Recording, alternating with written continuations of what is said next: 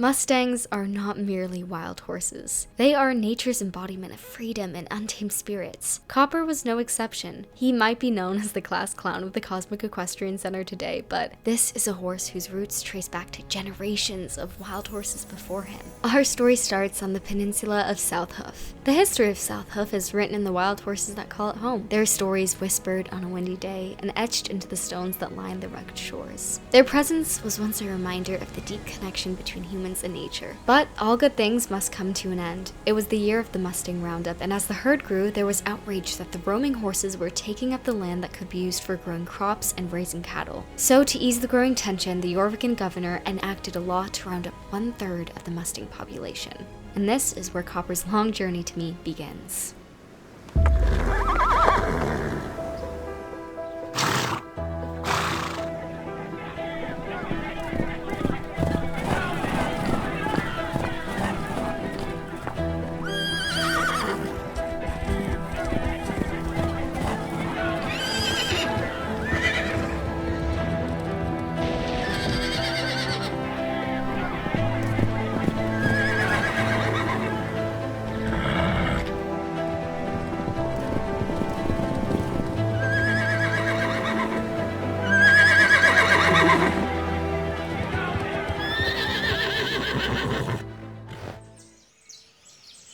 Copper was not adjusting well to life in captivity. The wild horses had been separated into pens, so he was left without the familiarity of his herd. He was scared, confused, and angry, and more than comfortable letting the wranglers know that. Those first few days he spent pacing and in distress, but despite his unfortunate situation, he still managed to find comfort in the horses nearby. It was the closest thing to the sense of being back in a herd that he'd be getting for quite some time.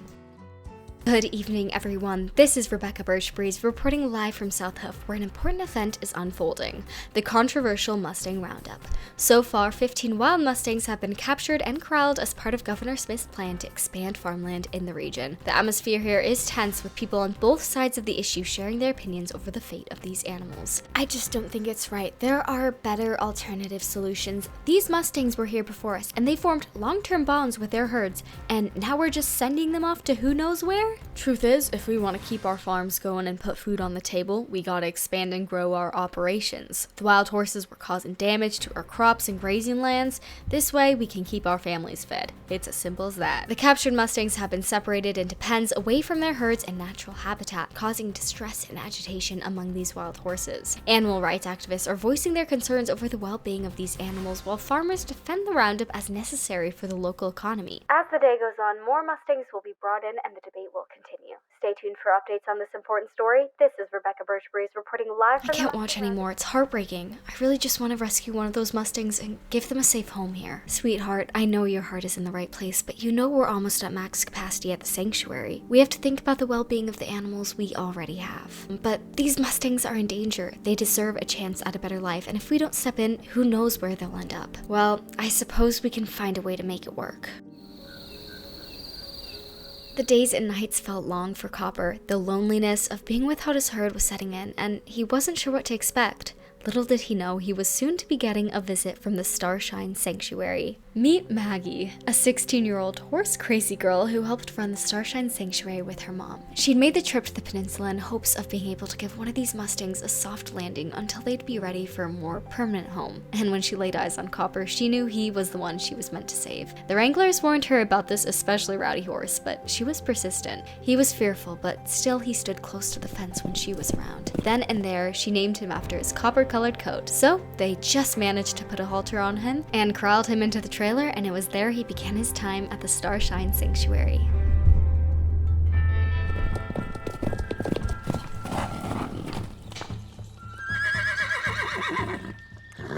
Oh, easy. What have we gotten ourselves into? I don't know, I think we found ourselves something pretty special. Yeah, I'm just worried we don't have the funds to support a horse like this right now is all. The Mustang Roundup was a big event all over Jorvik, so when word got out that a local horse sanctuary opened its arms to new intake from the Roundup, it spread like wildfire. Because of the news, the Starshine Sanctuary received enough donations from kind-hearted people to pay for Copper's vet bills, hoof maintenance, hay, and then some. Maggie was over the moon that she would be able to keep Copper at the sanctuary until he was really ready for a new home. Before they started working with him, they gave him time to settle in. It had been a long journey for him to get there. And before he knew it, they were out in the round pen working with him. Even Maggie's mom decided to face her fears of Copper and tried working with him. At first, he was flighty and unpredictable, galloping around the round pen, but as the days went by and Copper became more used to the presence of the humans, he gradually became more confident when they were around. The panicked gallops around the round pen became slightly slower gallops, and the fire-breathing dragon snorts became whinnies of curiosity. In fact, he was even beginning to listen to their cues when they were working with him. Things seemed to be on the up and up for Copper, and on one day that Maggie will never forget, he didn't back away in a fit of bucking and snorts when her mom reached out her hand to touch him, but actually let her, and came up to her himself, in fact. It was an incredible moment to witness, so of course, Maggie had to come get some pets for herself, and although he was a bit head shy, they were finally able to get a proper halter on him instead of the raggedy old one that he had worn for weeks at that point. And with a few in-hand leading sessions under their belt and some more desensitization, they got to fixing him up, getting him a vet check, having the farrier out, and by some miracle, they even managed to comb out his seriously matted and tangled hair. And in no time, he was looking like a completely different horse than he was just a few weeks ago. Copper was missing that herd interaction, so they decided they might try him out with Maggie's horse, Pesos. Initially, they had their doubts going into this interaction, but like usual, Copper shocked them all and didn't even let out any bucks at this new, unusual horse. Instead, the two just started grooming each other. It was heartwarming to see how these two horses from totally different backgrounds could form this sort of friendship. The day came to start under saddle work, so Maggie saddled him up and sat on him for the very first time, which wasn't exactly smooth sailing. He had a fierce spirit that he wasn't ready to give up, but with time, patience, and trust, they were able to get him working under saddle. So after lots of work, his out-of-control victory laps around the arena became relaxed lopes. Although his habit of bucking never really went away, so they started going on trail rides, which he loved. It helped make his wild heart feel more at ease.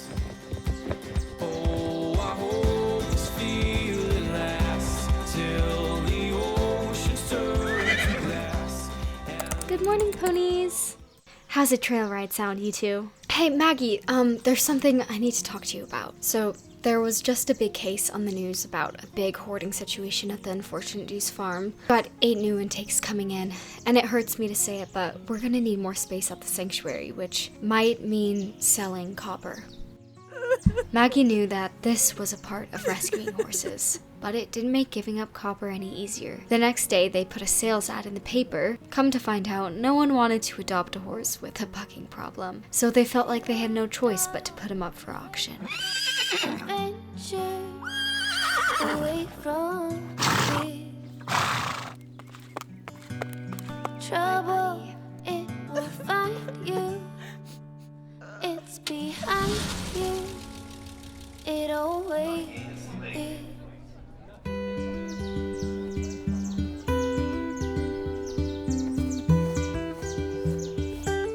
Well, you're a pretty looking one. Oh my gosh. And you've got a sense of humor. You must be the wild Mustang that was in the paper, aren't you, buddy? See what I can do for you out in the ring, sweetheart. Yes, we'll see. And that was when I first crossed paths with Copper. Our meeting was brief, but I wanted to do everything possible to give this boy a good home, as I knew he had had a long journey to get to this auction. Little did I know I would have to battle it out with the owner of the Unfortunate Deuce farm, who had somehow managed to slip his way into the auction. And as I put in my final bid, I was shocked to hear no counter offer, and the auctioneer announced the winning number, which was my own.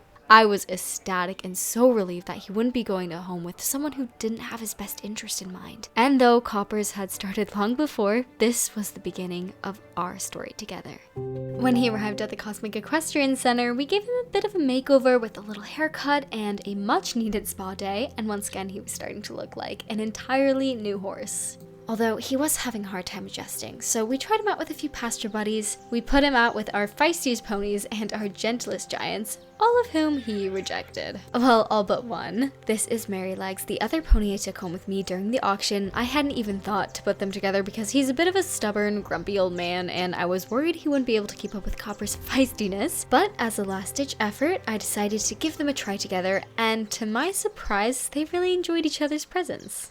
With Copper more at home now, it was time to start getting to work. When I went to the auction, I had big plans to get a project to be my next up-and-coming eventer, and that was supposed to be Copper. However, things don't always go to plan. Okay, that's fine. Just keep some leg on him. Really encourage that forward. Oh boy. Okay, yeah. Why don't you hop off? Or Copper will do the honors. Are you okay? Let's reassess. Safe to say my first ride with him didn't exactly go the way I hoped. It didn't just stop there. I was fully understanding the extent of his bucking habit, and every new day it seemed we would run into the same problem. He especially was not a fan of jumping, and I had to come to terms with the fact that he might not be my next eventer. My trainer even brought her horse to see if it would help him to have some company in the arena, but he was still not having it. So I restarted him from the ground up, and it was smooth sailing all up until we put the saddle on and started riding. So I took a step back and took a bit more of a holistic approach. I tried chiropractic work, massages, vet exams, saddle fitters, everything.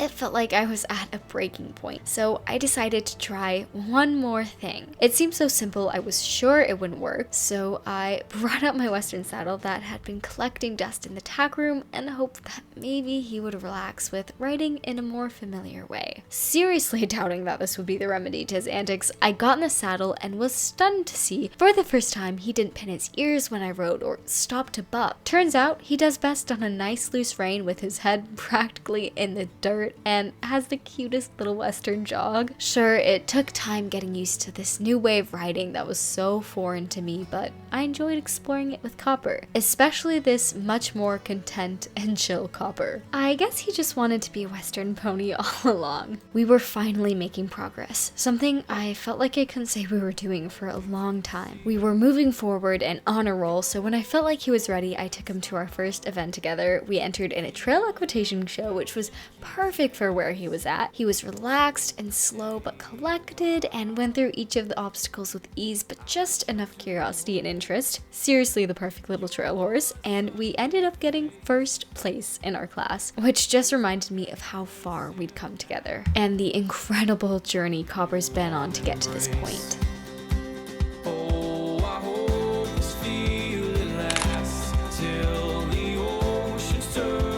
Now we do all sorts of things together, and I'm learning how quickly he catches on to all the things we try, like showing in a Western pleasure class or barrel racing of all things. So no, I didn't get my dream eventer, but I found a true partner in this still wild Mustang who has come so far with trust, patience, and a whole lot of heart. He's proved to me that taking the most unexpected paths can lead to the most rewarding destinations. This feeling moves me every single day.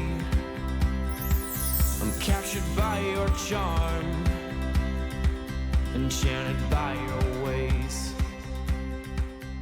in the magic of your... And that's a wrap.